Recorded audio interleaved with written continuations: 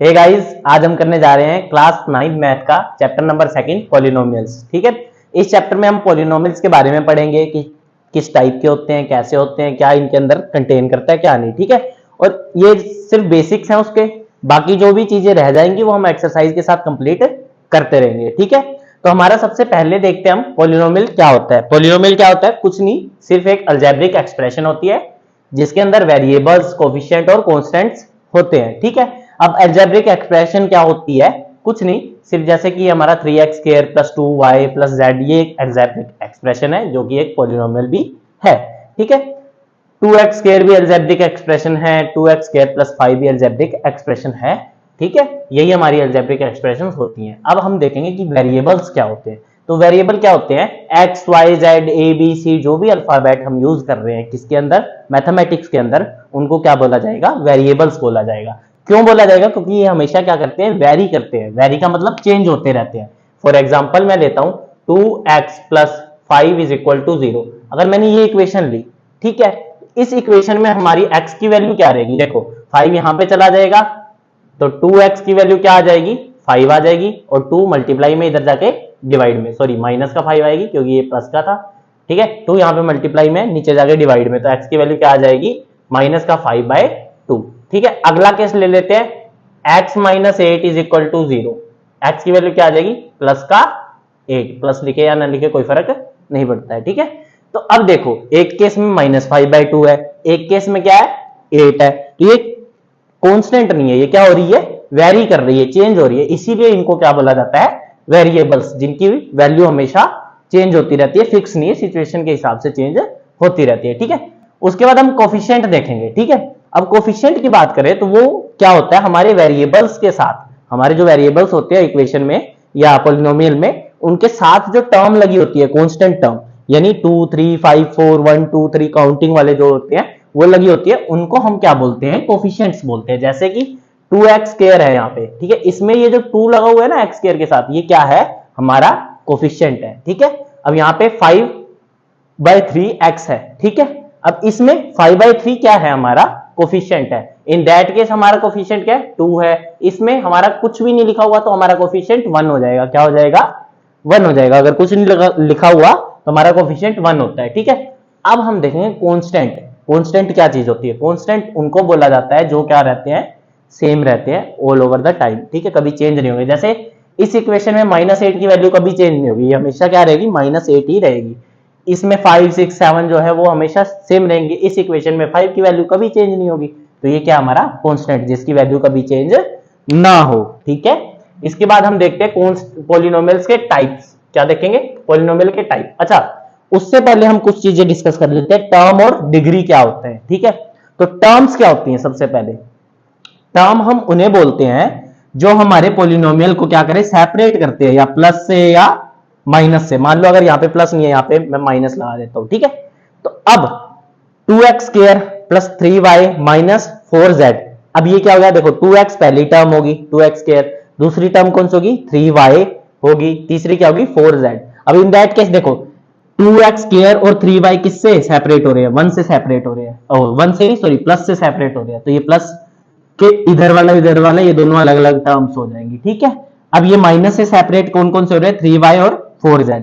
तो ये माइनस से सेपरेट हो रहे हैं, इसलिए ये 3y अलग टर्म है और 4z अलग टर्म है। और ये पूरा एक पॉलिनोमियल है। ये पूरा क्या है? एक पॉलिनोमियल है जो कि सेपरेट हो रहा है इन साइन से। तो ये अलग अलग उस पॉलिनोमियल की टर्म्स हो जाएंगी। ठीक है, उसके बाद हम डिग्री की बात करें। डिग्री कुछ नहीं होती, जो पावर हमारे वेरिएबल पे लगी होती है। जैसे x क्यूब है प्लस 3x 7 है प्लस 5x स्क्वायर है। ठीक है, इन दैट केस ये पूरा एक पॉलिनोमियल है। ये पूरा क्या है?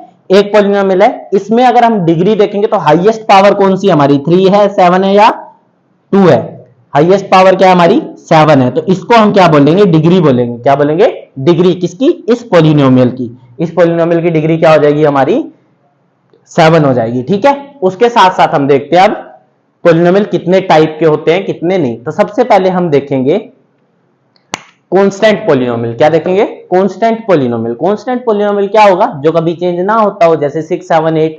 ठीक है, या कोई भी काउंटिंग 1 2 3 4, ये क्या होंगे? कांस्टेंट पॉलिनोमियल होंगे, ये कभी चेंज नहीं होते हैं। ठीक है, उसके बाद हमारा आ जाता है लीनियर पोलिनोमियल। अब लीनियर पोलिनोमियल क्या है? जिसके ऊपर कोई डिग्री ना लगी हो, कोई पावर ना लगी हो, ऐसे पोलिनोमियल को हम क्या बोलते हैं? Linear polynomial. जैसे x+5, इसके ऊपर कोई पावर है? नहीं है, तो ये क्या है? एक लीनियर पोलिनोमियल है। अच्छा, पावर नहीं है का मतलब ये नहीं है कि बिल्कुल ही जीरो पावर है, जीरो नहीं है, इसकी पावर 1 रहती है, जो लगाने या ना लगाने का कोई फर्क नहीं पड़ता है। ठीक है, अब 2x+3 है, ये भी क्या है? लीनियर पोलिनोमियल है, क्योंकि इसके ऊपर भी कोई पावर नहीं है, यानी इसकी पावर क्या है? 1 है। ठीक है, अब क्वाड्रेटिक पोलिनोमियल क्या होता है? जिसके ऊपर जो पावर होती है, डिग्री होती है, या पावर बोले वो क्या होती है? 2 होती है, स्क्वायर होता है जिसके ऊपर। ठीक है, जैसे कि 2x² है, 2x² + 3 है, इन दोनों ही केसेस में हमारे पास स्क्वायर इनकी पावर में है, तो इनको क्या बोलेंगे हम?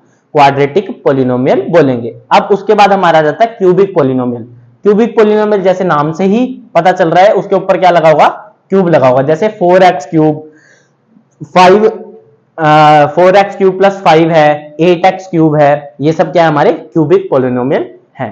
ठीक है, अब ये सब तो हो गया हमारे पावर के बेस पे, यानी डिग्री के बेस पे कौन से पोलिनोमियल होते हैं। अब हम देखेंगे कि इसके टर्म्स के बेस पे कौन कौन से पोलिनोमियल्स होते हैं। टर्म्स के बेस पे सबसे पहला पोलिनोमियल होता है मोनोनोमियल। मोनोनोमियल यानी नाम से पता चलता है, जिसमें एक ही टर्म हो, सिर्फ एक टर्म। जैसे 5x हो गया, 8x² हो गया, 7x³ मान लो। ठीक है, ये सब क्या है? इनमें टर्म सिर्फ एक है, तो ये क्या है? मोनोनोमियल्स है। क्या है? मोनोनोमियल्स है। उसके बाद आ जाता है बाइनोमियल, जिनके अंदर टर्म्स कितनी होती है? 2 होती है। जैसे 5x+4, अब इसमें एक टर्म ये है और एक ये है। ठीक है, तो ये क्या है?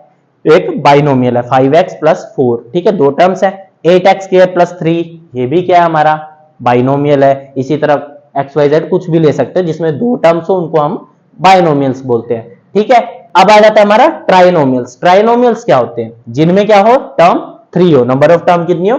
3। जैसे 10x² + 4x + 3। अब इन दैट केस हमारे पास 1, 2 और 3 टर्म्स हैं। 3 टर्म्स यानी ट्राइनोमियल। ओके, टर्म्स समझ आ गया, हमारा डिग्री समझ आ गई। अब हम देखते हैं जीरो। जीरोस क्या होते हैं पोलिनोमियल के? जीरो वो वैल्यू होती है किसी भी पोलिनोमियल में, वेरिएबल की वो वैल्यू जिसको पुट करने के बाद हमारा पोलिनोमियल क्या हो जाए? पूरा जीरो के इक्वल हो जाए, उसको क्या बोला जाता है? जीरो ऑफ द पोलिनोमियल बोला जाता है। जैसे x + 5 = 0, ये हमारा पोलिनोमियल दिया हुआ है। ठीक है, इसमें नंबर ऑफ टर्म 2 है, तो ये क्या हो जाएगा?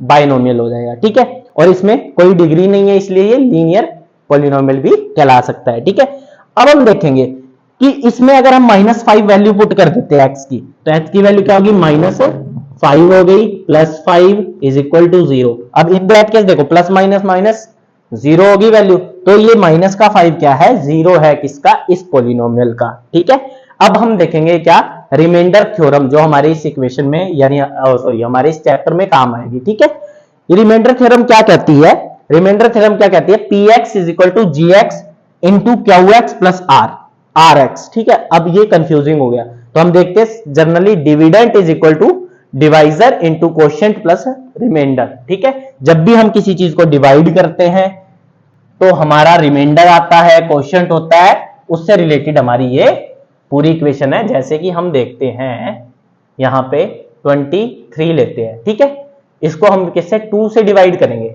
ठीक है, तो ये हमारा क्या है? डिविडेंट है। क्या है? डिविडेंट है। ये क्या है? डिवाइजर। अब 2 के टेबल पे ये कितने पे जाएगा? 2 × 1 = 2। ठीक है जी, चला गया, ऊपर से 3 लिया हमने। ठीक है, 2 × 1 = 2, 1 हमारा रिमाइंडर, ये जा नहीं सकता, तो ये हमारा क्या है? डिवाइजर। ये क्या है? डिविडेंड। 11 क्या आया? क्वोशिएंट आया, और ये रिमाइंडर आया। तो हमेशा जो डिवाइजर है 23 जो है, हमेशा किसके इक्वल होगा? Divisor dividend × quotient plus remainder के इक्वल। तो हम डिविडेंट देखते हैं, हमारा कितना है? 2 है, × क्वोशिएंट हमारा 11 है, प्लस रिमाइंडर हमारा 1 है। देखो 11 × 2 = 22 + 1 23। ओके, तो हमारा dividend = divisor, dividend = divisor × quotient plus remainder, यही हमारी रिमाइंडर थ्योरम कहती है। ठीक है।